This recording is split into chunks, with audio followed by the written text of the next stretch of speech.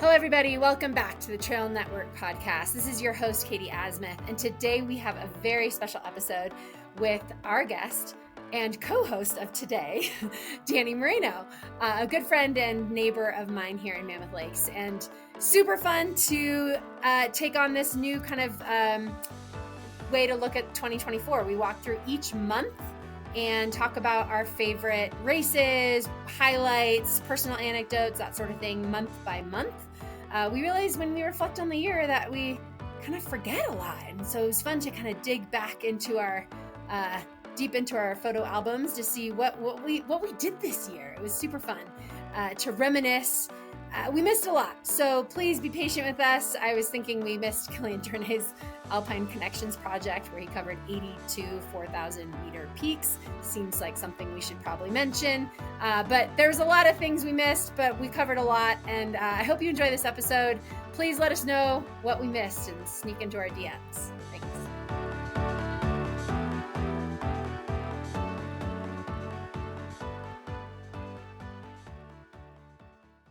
Hello, everybody. Welcome back to the Trail Network podcast. This is your host, Katie Asmuth, and I am joined today by a very special guest, my neighbor and friend, Dani Moreno.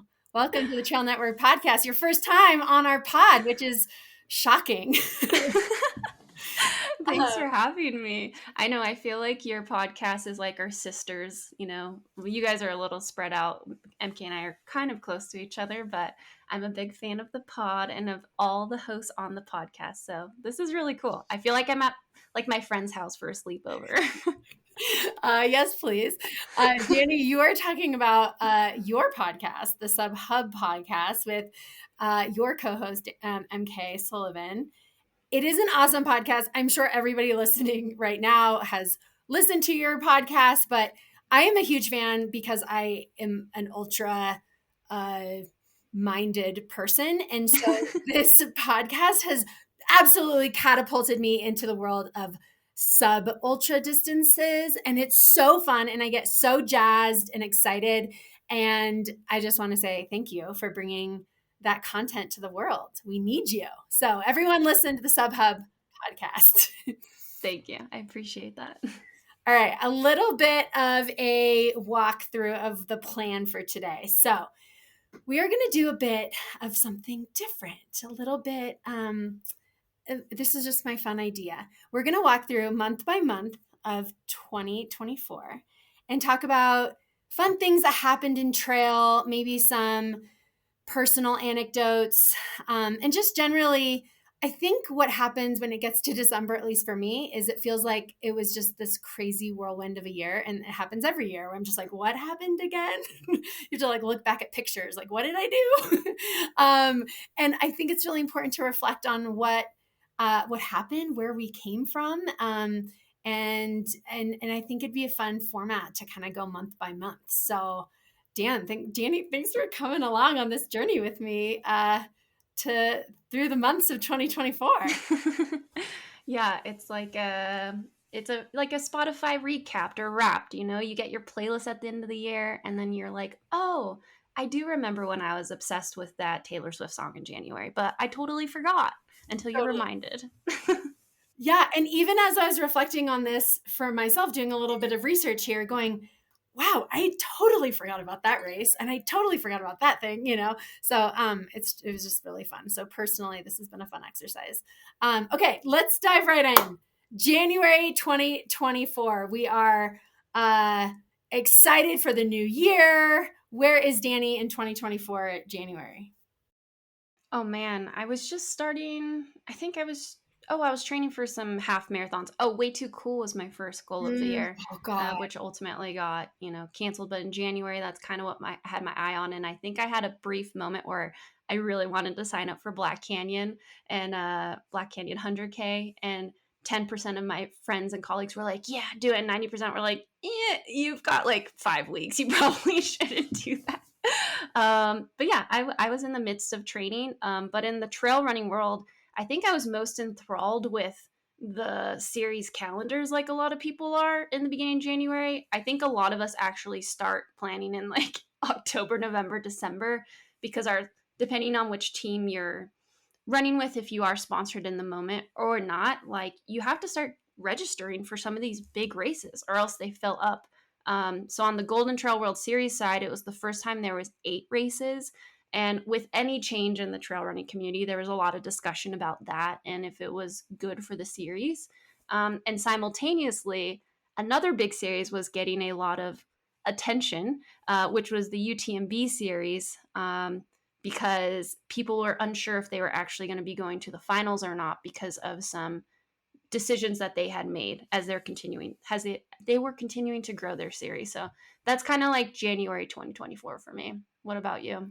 Yeah, I remember feeling quite what's the right word? Infuriated with UTMB at the time. Made a public post, which I don't do very often because I'm a very like positive person, but I was so frustrated with what went down in, December. It was like November, December of 2023 with Gary Robbins and his race, and then with Corinne Malcolm. And there was, Zach Miller was kind of rallying the troops, trying to get everybody to do a different race than UTMB week. And it was like it was a very charged time. It was interesting though. So I was like, no, like UTMB needs to make some changes, and we can talk about this later, but they did. And it was really cool. I mean, I've worked very closely with UTMB now with PTRA, and Dani, you were on some of those calls as well. Anyway, we can talk about that. It was a year-long process. I just got off another call with them maybe a week or two ago.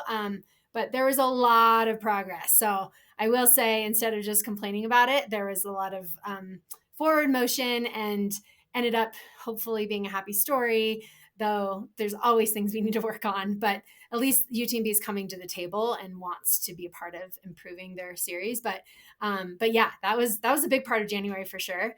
I was on the arm bike.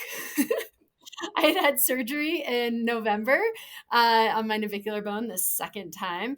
And I remember I did 7.5 weeks on the arm bike, and it was probably the craziest mental toughness exercise of my life of just like trying to get myself pumped to be on an arm bike, and like got blisters on my hands. I started getting like a tendonitis in my wrist. It was hilarious. And I just try to really think of it like, comedic relief the whole time. Like, I can't believe I'm like so into this, but I like weirdly got into it. Like this weird suffer fest of sweating really hard at the gym while I was on crutches and an ortho boot, and just like going crazy on the arm bike. And people are like, wow, this woman. But I think it kept me in shape. But that was me in January. You should have entered a wheelbarrow race like right after that. Oh man, I know. I remember like you being on the arm bike and just seeing you periodically at the gym. So as Yeah, Katie said, we are basically neighbors. Mammoth is very small, and there's one gym, the glorious Snow Creek Athletic Club, that all of us go to. there's Send one. it. But I have purposely left arm biking out of my comeback journey. So I really applaud you. That takes a special kind of mindset for sure. Yeah, because I wasn't able to bike at the time, but I slowly got to biking after those 7.5 weeks, but I got through it. Yeah, but just like now I look back and I just had my first 70+ mile week, and I'm like, yeah, hell yeah. Like, it's body's incredible. All right, let's continue. Okay, let's talk about February, because we've got 12 months, so we got to keep rolling. Okay, February, what comes to mind for you? Just like the restart of the golden ticket hunt. I mean, I am a sub ultra enthusiast, shorter trail enthusiast. That's been my focus for many of years, but I still love the golden ticket hunt. I just think it's such a really cool journey to watch throughout every single year. And I mean, this will end up being an overall theme for me, but I think ultra women stepped up multiple levels this year in a way I would compare to the sub ultra men. Like those two categories within our whole sport just like redefined some standards, in my opinion. But the Black Canyon race was just so stacked the 100K through and through, and being there in person and watching it, I just start frothing. So while January, you get a little stir crazy, you're like, nothing's going on. No, Like, Bandera, we missed you. Bandera. Yeah, Bandera wasn't part of it this year. know. But then at Black Canyon, you're like, yeah, trail season's beginning, even though it's like the beginning of a long year.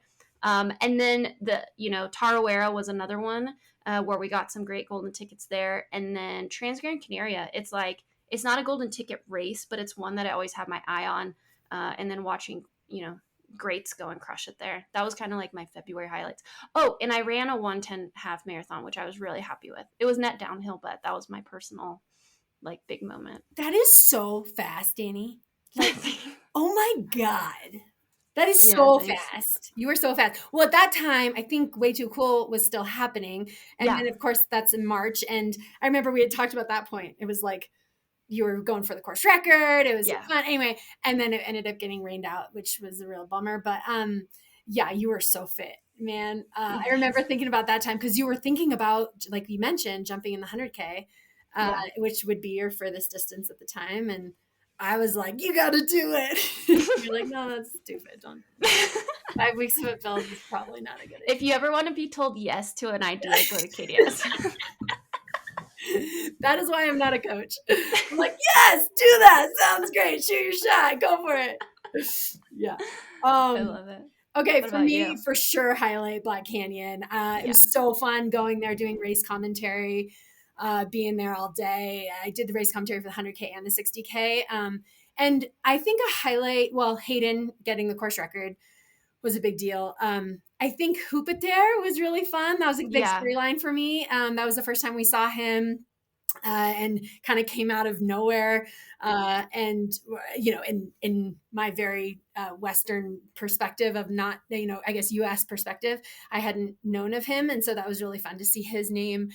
And then Chris Myers. So I will say those three got a golden ticket. So this was the first year that Black Canyon had it roll down to the third golden ticket, which was very cool. So happened on the women's side too. We got some newer names that, Rachel Drake was not a new name for us. Clearly a co-host of our podcast and good friend. This was kind of the year of Rachel Drake. But she started the year off with she actually won the Hong Kong, ultra, I forget what distance in January too. But anyway, so she came off that and a killer CIM and then won Black Canyon, headed to Western States for her first, 100-mile debut. It was so, so, so fun to watch her like crush that race.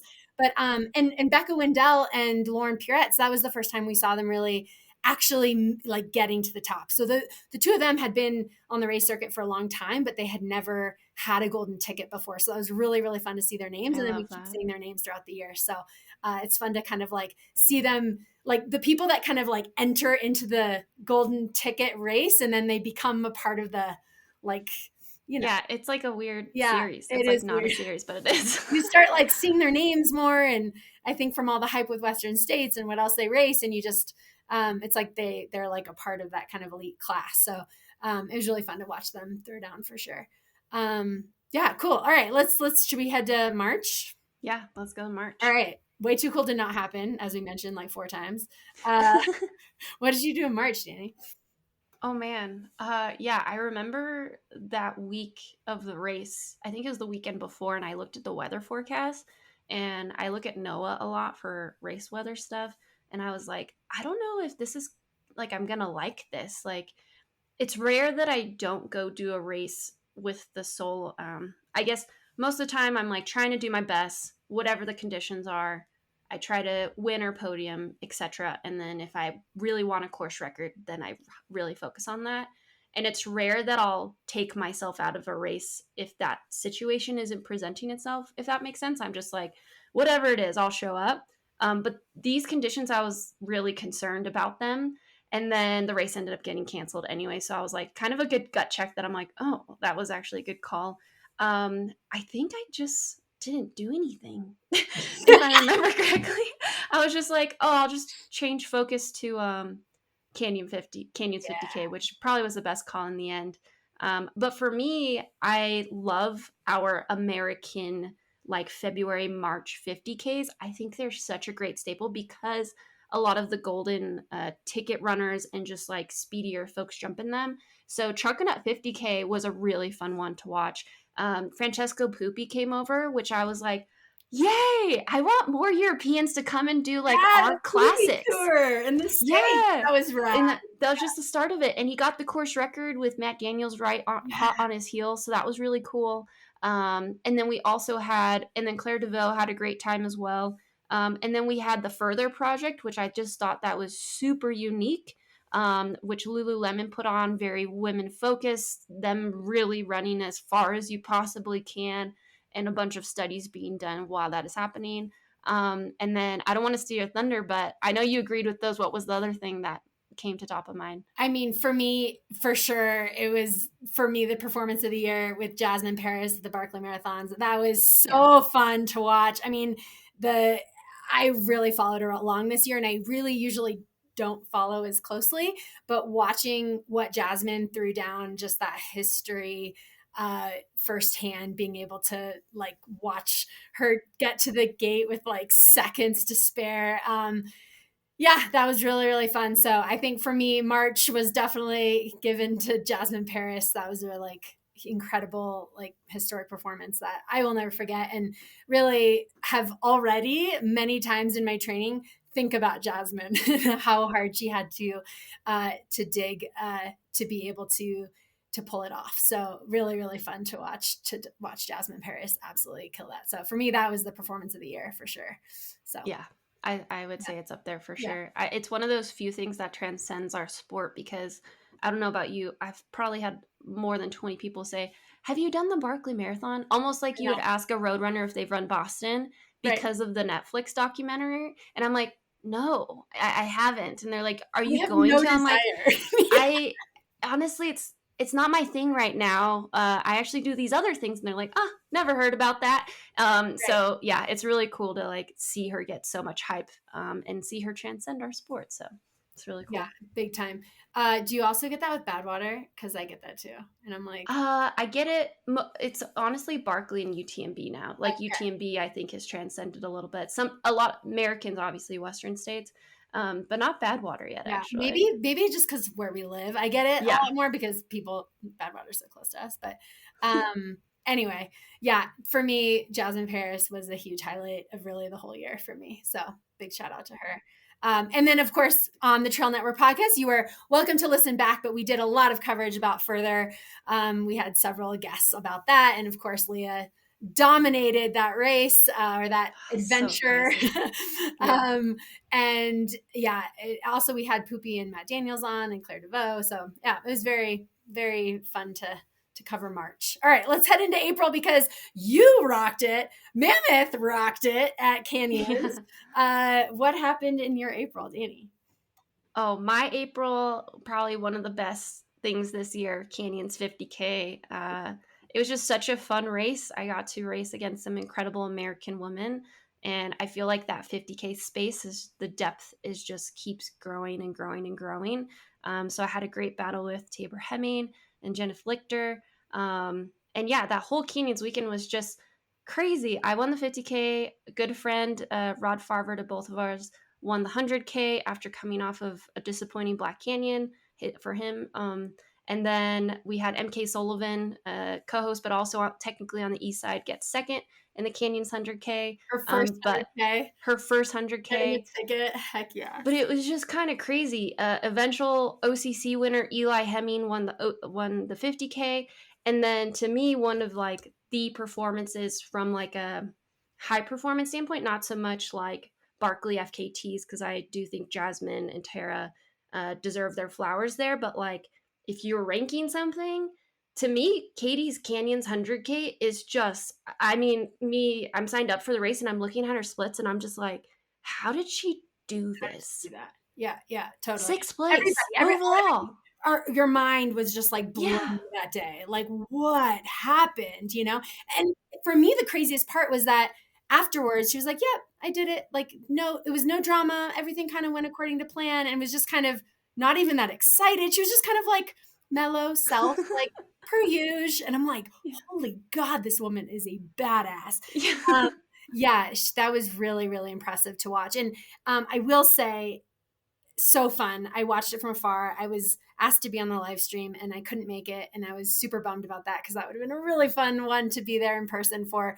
But that race actually catapulted a really big movement in our sport too. And part of it had to do with how amazing The lack of coverage. right. Well, and so because Yeah. Katie Scheid was so incredible, she was Yeah. sixth overall, like you mentioned, but she was in the lead all day. And because of that, it was very easy for the coverage to only cover Katie. And we had no idea what was happening with the rest of the women's field. So I was watching from afar, frustrated, boiling inside, like what is happening in this 100K? It's a golden ticket race.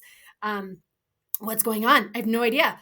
And yeah, so basically that spurred a lot of movement. I kind of ruffled some feathers, I should say, with PTRA. Like, we really need to get on this now, and this needs to end. Like, we're done talking nice. Like, we need to like really, really fight for this because this cannot be the future of our sport.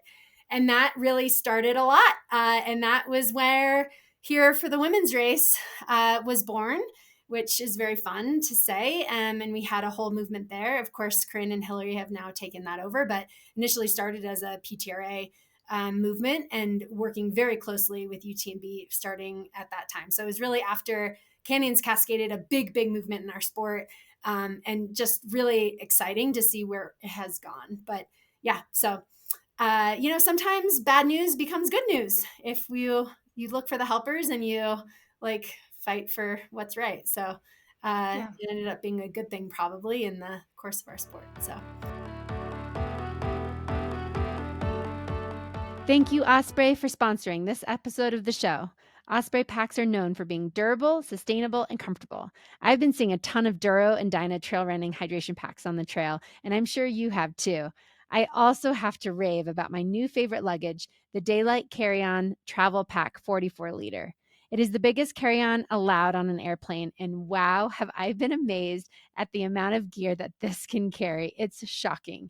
You can use it as a duffel or a backpack, which is super handy. And it has 2 stretch water bottle pockets, which I love. An open suitcase style with full zip opening. Honestly, it's the perfect travel bag for those on the go. The Daylight Carry-On Travel Pack 44 liter. Try it out at osprey.com or check on the Pack Finder link to find the perfect pack for you.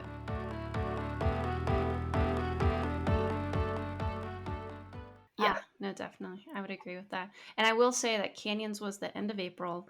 A couple other short highlights for me. Lake Sonoma, great performances there. I think they are reintroducing, I don't know if they've always had prize money, but they are introducing or reintroducing prize money next year. So I think there'll be some more competition there. And then this was the earliest start to the Golden Trail World Series, which is, I would argue, the premier shorter trail series. And they started in Asia for the first time with a race in Kobe, Japan, and then another race called Four Sisters, China. So yeah, that was a great start to the year there. yeah, I remember talking to Grayson Murphy after that, her Yeah. and just where she really suffered out there. I think Yeah. it got to her. Still third place though, Yeah, which is totally. great.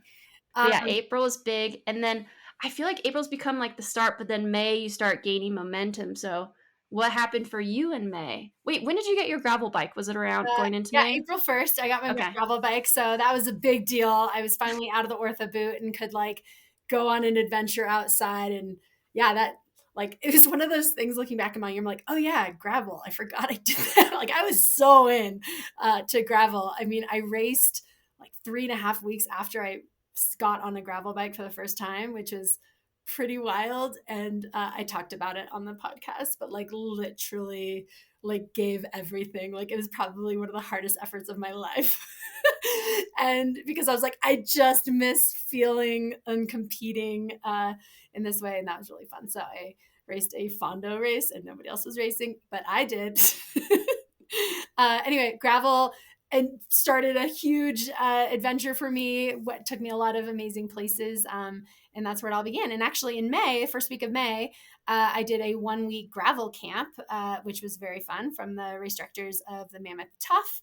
And that was really, really awesome. I was in Bishop and learned a lot, like a ton about gravel. Like I had no idea what I was doing, and they taught me everything I knew. So steep learning curve. So anyways, highly recommend if people are getting into gravel to actually do like a camp or like focused effort where you learn things quickly from experts, because it's harder than it looks. Okay, cool. Let's jump into May then. So what was your May looking like? How are we? We're just on month 5. We need to keep rolling. Yeah, we need to keep rolling. May, things that come to mind are Madeira Ultra Trail. I'm pretty sure that's in May. Yeah. Is it? Okay. Transvolcania is another great one. Ruth Croft beat a very long-standing course record by Ida Nilsson, and Ida Nilsson was the one chasing her down, which, like, for me on the women's side, that was incredibly exciting. And if you Ruth either did a podcast or a post, it all gets jumbled in my head, but she talked about this point where she looked back and Ida was still there. She's like, I need to put in a move now or else Ida's going to catch me. So yeah, a long-standing record. A big kudos to Ruth Croft. Definitely should consider her in your athletes of the year, because between that and UTMB, she had quite a year. And then Zagama was continued in the Golden Trail World Series.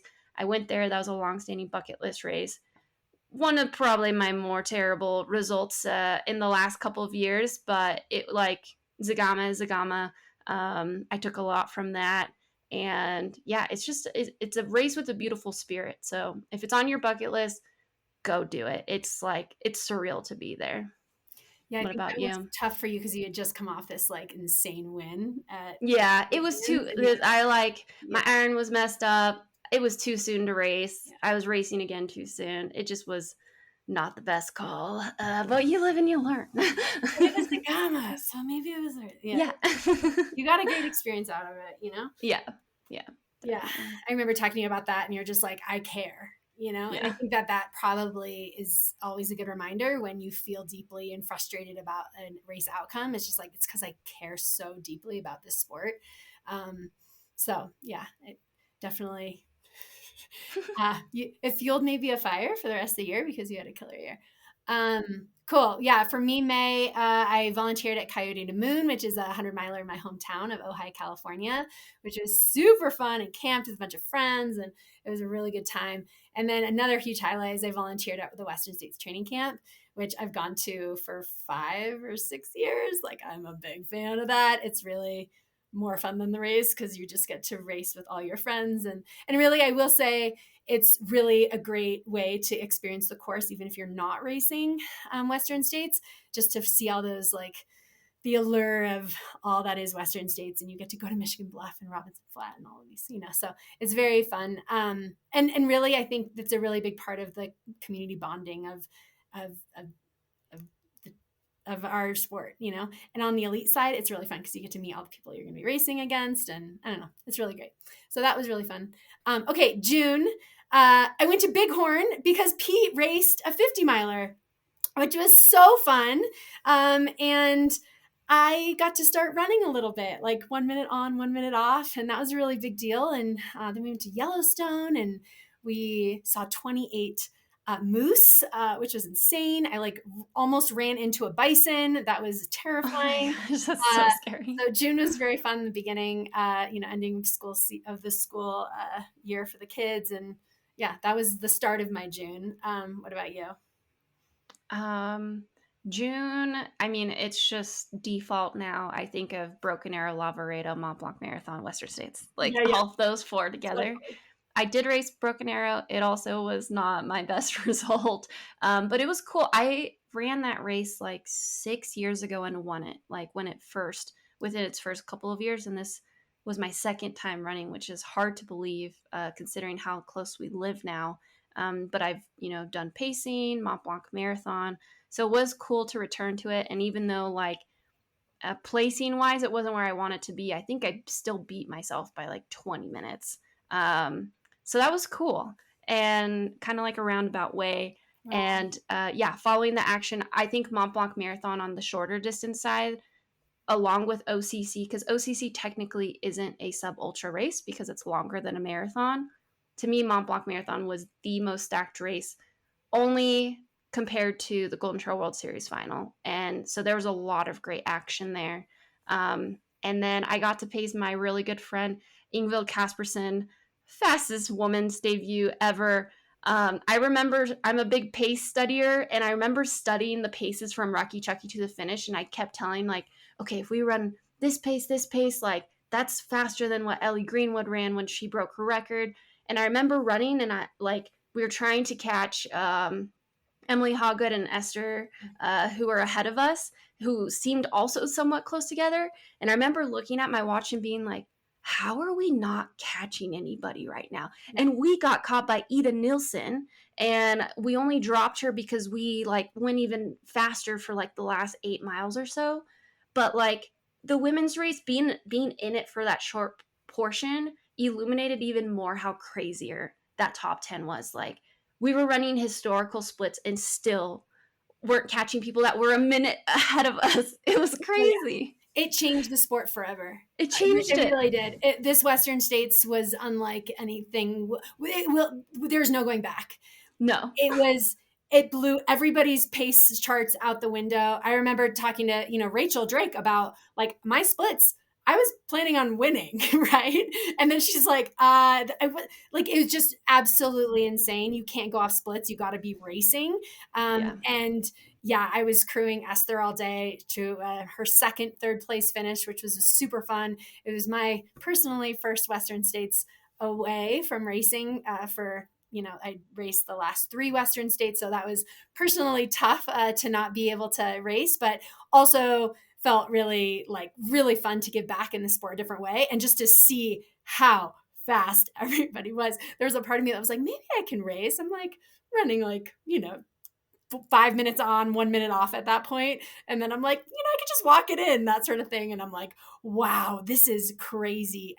Just how this sport has evolved. Not like I was planning on, competing with those sort of training, but I was just like really in awe of the race for sure. And Dani, your day it was so fun watching you. I saw you. Yeah. Well, and another thing we have to mention is we're in Forest Hill together, and Jim comes running by, and we're everybody, the hype of Jim, and Jim, is in first, whatever. And literally Rod is right behind him, and everybody thinks Rod is just a part of the camera crew. And I'm like freaking out, like, that's Rod, like, what? They're literally running side by side. And it was like, nobody even noticed. It was crazy. And Dani and I are losing our minds. And then I'm like, did T even stop? Oh my God, he didn't stop. Yeah. We thought, because his crew was way further down. So then we're like texting his crew, like, did he stop or did he just like charge through? But that I remember, I will never forget that for the rest of my days, how exciting it was to see Rod. Like, that was really, really cool. Yeah. Because I was bummed because I was trying to pull up splits on my phone, like trackers, while I was pacing Ingvild, and we were running like 7-minute pace at some points, and I'm like trying to look at my phone to see if we're catching people, but I'm also tracking Rod because I knew I was gonna miss his finish because I'm pacing, and so I was just following. I'm like, oh, is he gonna do it? It's gonna be crazy, because it's always really cool when your friends have their days, right? Especially people whose journeys you're so personal with. But when they have their days on one of the few, like, the days, Western States, UTMB, the big ones, then it's like next level elatedness. I don't know if that's a word, but to Esther's credit, I think she ran like 20 minutes faster or something like that. And she was third place again, which just shows you how insane it was on the women's side. And then on both the sides. I mean, you could go through stats. It's crazy. Yeah, it was insane. She, I'm trying to think about her. I should look up her time, but basically she ran 16:42. Yeah, 16:42. I think the previous year she was third in like 17:14, I want to say. 17:09. 17:09. Okay. Yeah. So, I mean, that is insane. Almost 30 minutes, actually. That's crazy. That's crazy. Yeah, for this and getting third, right? So, I mean, she's obviously going for the win, and you would think that 30 minutes, shaving 30 minutes off your time, Oh man. Well, prior to that race, only 2 women had broken 17, Courtney and Ellie Greenwood, or maybe 3. Well, and Katie had. And Katie, okay. Yeah. Only 3 women. But and then you had, what was it? Katie It breaks was her time again. Yep. then like 6 women broke 17, so it's like, I don't know. I know. It's So crazy. in 2023, I was the 6th fastest woman in the 50-year history at Western States. I was so proud of that. I'm like, yeah, I threw As down. you I had should like the be. best day ever. And now I'm 13th in 1 year. What? It's like in the 50-year history of Western States, in 1 year to go from 6th to now 13th. Like, it's insane. So yeah, it just really speaks to how crazy that year was. So really, really fun to follow along. Yeah. Well, we could talk a Sure. very long time about Western Yeah, States. we really could. We should move on. Okay, what else? July. What was July like for you? I think I was training for OCC. Yeah, I was training for OCC, really focused on that. Probably that's when my overtraining started, but that's a discussion for another time. But yeah, I think that was July, and then Hard Rock, Courtney taking down the record. I mean, it kind of feels like a default. We're so spoiled. Every time Courtney stands on the line, you're like, Yeah. she's probably going to do something that has never been done. And of course, she did in true Courtney fashion. So again, it's like the Courtney effect. It's like these are really big things, but we're so used to her doing it that sometimes I feel like it almost dilutes it a little bit. It's like, oh, it's just Courtney doing Courtney things, right? And so when it first happened, I was actually more taken aback by Ludo's win, because he has also been in the sport for such a long time, but Courtney deserves just as many flowers, obviously, if she's getting the course record. But yeah, Hard Rock was cool to watch. Beating her And I'll never. What'd you say? beating her own course record. Yeah, her own record. My favorite clip, though, I think it was Mike, Leah's husband, Mike McDonald. He put a video of Ludo passing. I forget which part on the course, and you're like, whoa, that's a move in 100-miler. It's really cool. It's so good. Dude, so that was my first time to the San Juans. I had never been to Hard Rock. It was so fun. I crewed a friend of mine, an OG friend, Vishal Sani, who I've known since I started trail running. He's one of my first trail running friends from Los Angeles. And it was so fun to crew him to this lifelong, dream of his to run Hard Rock. And first Indian to ever finish, which was very cool. He's very proud of that. And generally just like, he literally had been in the lottery for 14 years. So, I mean, wow. So long. He really was putting in for a long time. Really, really fun to watch. And just generally being a Hard Rock, being a part of the family there. I totally understand. I drank the lemonade, drank the Kool-Aid, whatever it is. Drank at all of the things in the San Juans, and just everybody is there. It was so fun. So yeah, I had a blast. I probably ran more than I was supposed to during that time, but it was really hard not to. And I will say a lot of it is hiking. I'm like, you can't run fast here. It's like up or down. Yeah. So it was just absolutely stunning, and want to spend a lot more time there. But big highlight. That's cool. Okay, August. Who do you think of when you think of August, or what do you think of? Oh man, this is hard. August, well, I think of Sierre-Zinal, Leadville, and UTMB Madness. Sierre-Zinal is just like a lot of records, but not at the same time. Sierre-Zinal, Killian broke his own Sierre-Zinal record, and that is considered the highest ranked performance of the year, period. And that race, the indexes always have a lot of caveats because it's objective in some way, based on what they're comparing and utilizing for the algorithm, and it's not fully. Anyways, that's another thing. But like Sierre-Zinal is one of those races where, because it's been going on for so long and the course has not changed at all, that you actually can compare year to year, similar to Western States, with a few nuances here and there. But like those two are like races where you can compare. And so him breaking his own record and winning this race for the 10th time is just like, it's insane. It's like if you had someone win Boston Marathon 10 times, it's like, it's wild. And then Leadville, again, men, David Roche breaking that record, Mary Denholm coming very close to the female record. And then on the UTMB side, just cool wins all around. As a short trail enthusiast, 50K I kind of claim as our own, even though it's technically an ultra. But Eli Hemming being the first American to ever win that race, it's crazy because, talking with EmKay, I was the first to podium. Katie Scheid brought it a notch level up, got second, and then Eli got the win. So I thought that was really cool. And then, UTMB deserves its own episode. There's just so much there. But Katie Scheid doing more clean things and limping down the last final downhill and still getting the course record. I mean, that woman has a sub 20 in her, like, today. It's going to happen. It's going to happen. It's going to happen. Absolutely. I was like, is her leg broken and she's still going to break the course record? Luckily, it was nothing that bad, but, like, still. Absolutely. That to me was insane. I wasn't there in Chamonix this year, which was hard because the year before I was there and it was so fun and it was really hard to miss it this year, but I couldn't make it. And man, I was having some FOMO because wow, the energy was absolutely electric for her to, really for me it was the Katie show.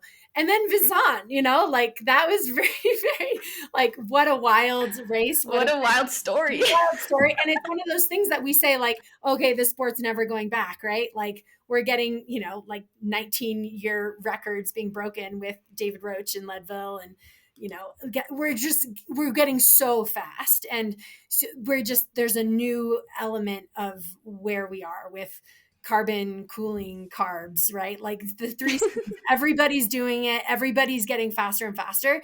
And sometimes the elites that we hear about all the time, the pros also fade and that doesn't happen as much anymore.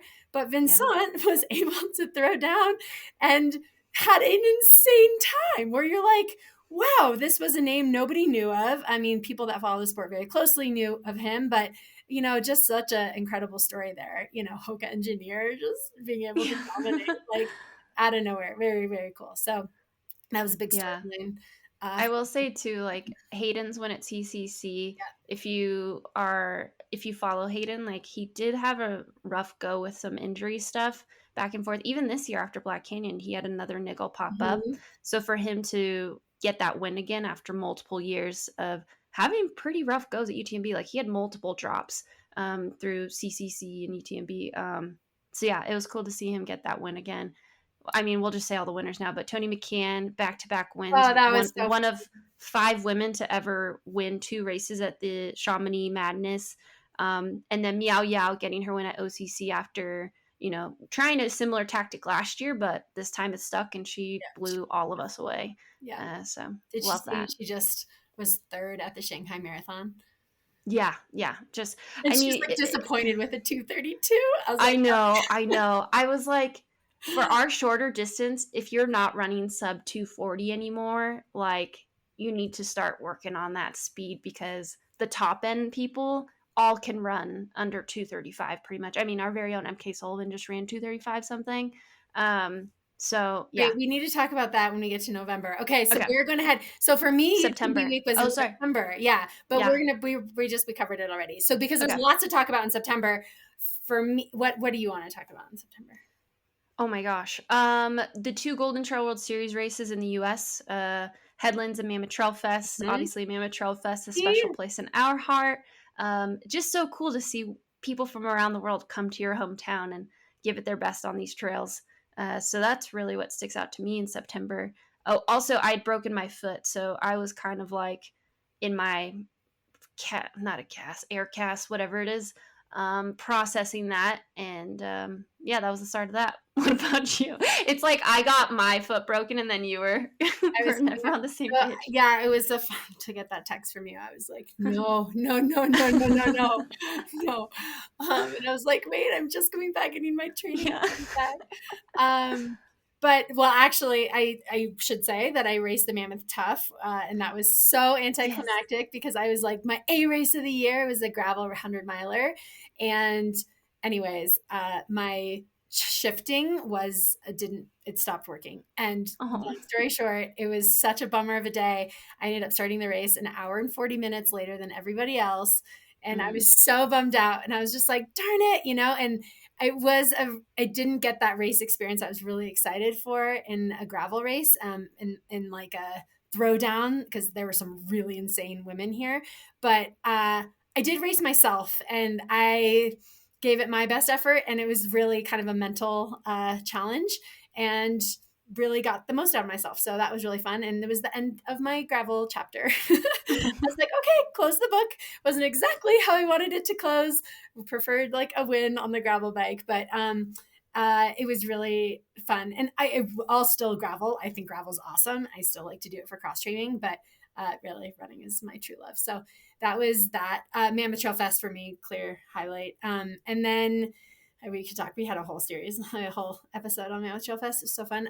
But another big one was Tara Dower broke the Appalachian Trail FKT, which was insane. The overall record. So big shout out to Tara. I know she got tons of press. We had her on the episode when she raced Hard Rock, and that was super fun. But we didn't get to recap with her for her, big FKT. But man, what an accomplishment! And really, that also was the performance of the year. Can we have like lots of performances of the year? Because that was probably the performance of like the decade. Really. But anyway, incredible. So yeah, history just getting smashed in every direction this year. Yeah. Again, ultra women just absolutely smashed it. Yeah. 2024. I saw her, just to cut to October. I saw her at Javelina. I saw Tara. It was so fun to see her and like catch up. And while we're chatting, I started talking to her friend Abigail West. And anyways, then Tara goes, "You guys, I need to lay down." I'm like, yeah, you do. You're like a month after that. Yeah. That's like, just go back, go now. Yeah, go to sleep. Go to sleep. Anyways, so for me, October, what do you think about probably the final, the Golden Trail Series final? Yep. Yeah, I think of all the finals, the Valsier World Running Mountain Cup, or Mountain Running Cup, the Golden Trail World Series final. For me, honestly, what stood out, obviously, heavy American bias, but it was the epitome or another crux of the changing sport landscape of trail running, because we had 3 women who competed in the Olympic trials finals of their events. Anna Gibson 1500, Ali Ostrander 3000 steeplechase, Lauren Gregory 5000 meters. They were competing to be on the Olympics team. Unfortunately, none of them made it, but they all competed at the Golden Trail World Series final and absolutely smashed it. And I'm just like, what world are we living in where it's just, the crossover is insane. And, we give a lot of credit to Grayson Murphy, respectfully. It's been going on for a while. We've had great road and track runners come over, but now it's just more and more. And I think now that the Olympic cycle is done for this cycle, this next year we're going to be seeing more, as we saw with recently Marissa Howard, who was Olympian in the steeplechase, competed at the USATF 10K Trail Championships just a couple weeks ago. So yeah, anyway, side tangent, but Golden Trail World Series final. And then Javelina. Like, Javelina, I feel like has been a small voice in the back of my head, but each year more and more, I'm like, I need to go do that race. It basically looks like Burning Man meets trail running in the desert, but it's Halloween, which is sick. It was so fun. I had never been to Javelina, and so to go, I was on the media house and did live commentary all day. It was so fun.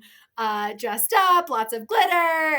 It was a great time watching everybody throw down in that heat. It was, I think, the hottest Javelina on record. Super fun. Like, definitely go. I will say I like barely made it to the 31K, which was my debut race. That was obviously in jest. I didn't take it seriously, but Helen and I ran the whole thing together. That was really, really fun. But I barely made it to it because I was having so much fun doing the live commentary and I didn't want to leave. And I was like, oh shoot, I gotta go do this race, this fun run race. But man, that was a really big highlight for me to be there to watch, everybody throw down in person. And of course, Dave Roach is my coach. And so watching him win again was really, really fun. And then to me, Riley Brady absolutely destroyed that race. And clearly I figured out the magic. We had Riley on the podcast and it was really incredible to hear how they solved the puzzle of nutrition. And so for me, those were big highlights. Yeah, love Javelina. It was a big party, lots of fun. Aravaipa's killing it. I don't know what else to say. Like, there's no other way to improve that race. Like, it was so bonkers fun. Yeah, Aravaipa is the best probably right now with putting on races. A handful of other people, but they just always come to mind. They have a great thing going on over there. Yeah, they really. Man, was there anything else in October? Was that New York City Marathon? Was that November? November 1st, but yeah, we got to jump to EmKay. Okay, EmKay. Okay, EmKay. Okay, EmKay. Yeah, this time of year, after the height of the mountain season, which I would say is like end of May to end of August, pretty much, ends at UTMB Madness week. Then you have like this transition where some people start to shut their seasons down. Maybe they want to try an FKT, try something different. And then you have, a handful of runners who want to try road marathons. And it's always fun to see, like that mountain fitness transition. And EmKay participated in both of the U.S. Golden Trail World Series races as part of her build. And turns out that's the recipe, because our girl won the mass start at New York City Marathon in 2:35 and near textbook splits, which is incredible. So again, going back to that speed that's coming up in the sport. Last year, Rachel Drake ran 2:35 at CIM, around there, maybe 2:34. EmKay again 2:35. Miao Yao just ran 2:32. Low 2:30s are becoming the norm somehow. I don't know. It's wild. It's so wild. Yeah, that was a really fun episode. Everybody go listen to Sub Hub podcast. That recap was really fun. We also have to give a shout out to Courtney Olsen, who broke the 50 world record. So fast. So that was really fun, breaking both Ann Trayson's and Camille Herron's record. And yeah, just incredible. I loved hearing her recap on the Free Trail podcast. So go check that out. But now I didn't know Courtney, and now a big fan. Very, very cool. And gosh, what a crusher. Yeah, just another example of someone who's been after it year after year in these road ultras, especially. She's represented us multiple times, Team USA, like the 100K champs, etc. So we love to see a big performance like that after years of hard work. So congrats, Courtney. And then JFK. Obviously. Oh my God, again, the year of Rachel Drake. Okay, so fun watching both course records get destroyed. Very, very fun. David Sinclair, Rachel Drake, absolutely own that. And then Mary Denholm, both Rachel Drake and Mary went under the previous course record. So Mary wasn't far behind her. Like she was in camera view within, finishing. I just think it's another great example of, I was really excited just about the start list. And when you have great athletes lining up, I think they recognize in each other. It's like, oh, this is going to take a big effort to beat you, and vice versa. Part of that iron sharpens iron, rising tide raises all ships. We can say it in many ways, but it all is the same. Competition breeds great results. And so seeing Eli Hemming and David Sinclair get after it, and same with Rachel and Mary get after it, among some other runners, like you knew it was probably going to take a course record to win. But yeah, that was absolutely historic. And watching them both on the live stream on the road, I'm like, both of their form is just so fluid. Like, that's disgusting. Both of you guys, like, why aren't you breaking down? I know, the whole time. Yeah, even and you're like, how? Yeah, it was amazing. And Mary actually didn't have the day she wanted. She had some GI upset, and she's still, I mean, you could watch on the live stream that Leah and Tara were commentating on. She took her time at a couple aid stations. I mean, so you think like, God, Mary really had an insane race. And I think she really, I don't think Rachel, well, I think that Rachel was going for that course record, but I mean, Rachel was just so steady all day, but then, Mary really closed hard.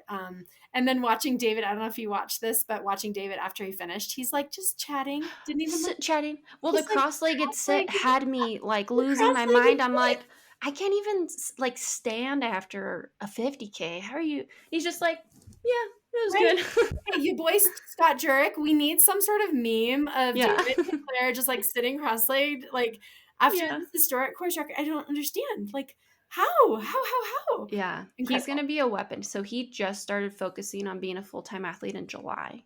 Oh, wow. Yeah. That's Yeah. nice to hear, Dani. Yeah. Side note.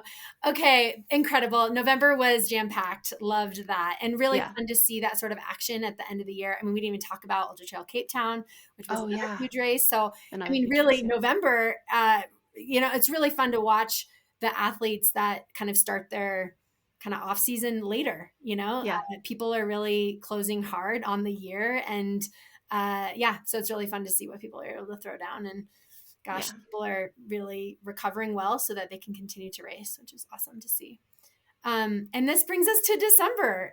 We are in the first week of December now. And really, we have the Western States and Hard Rock Lotteries coming up.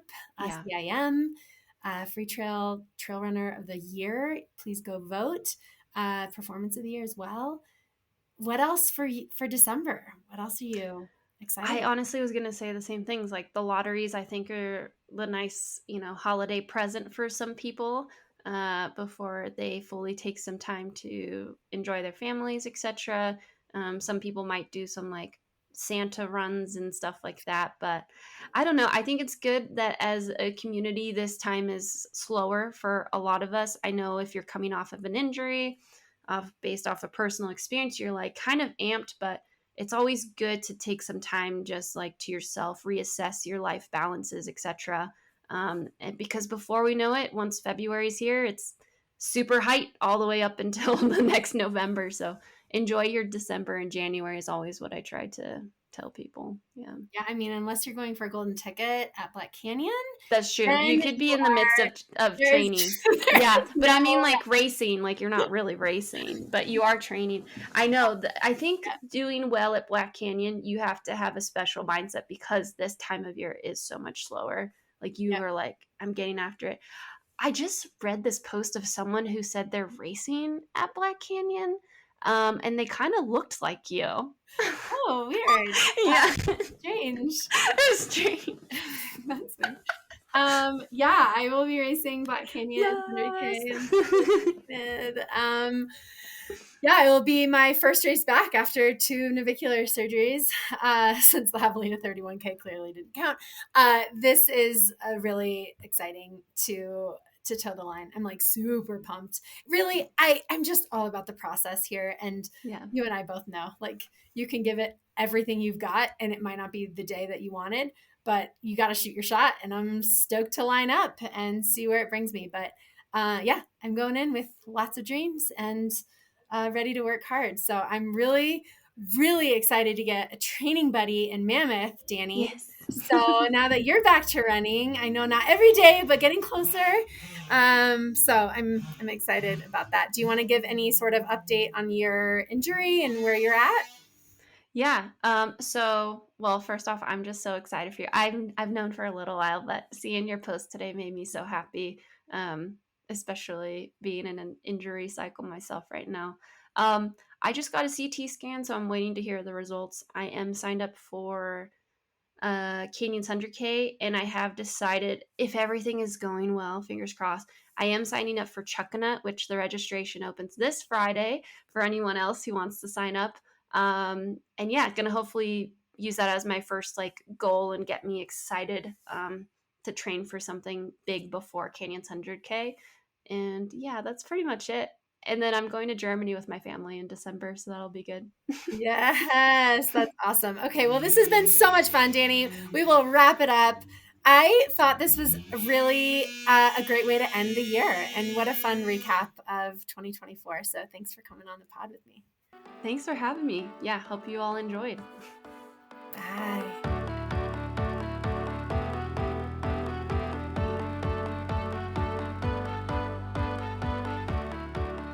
All right, everybody.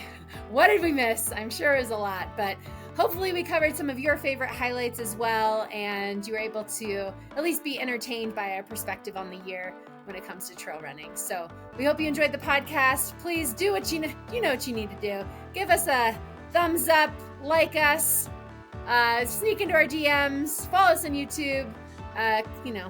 We really hope that we can connect with you, and hope you're enjoying your December so far. Take care.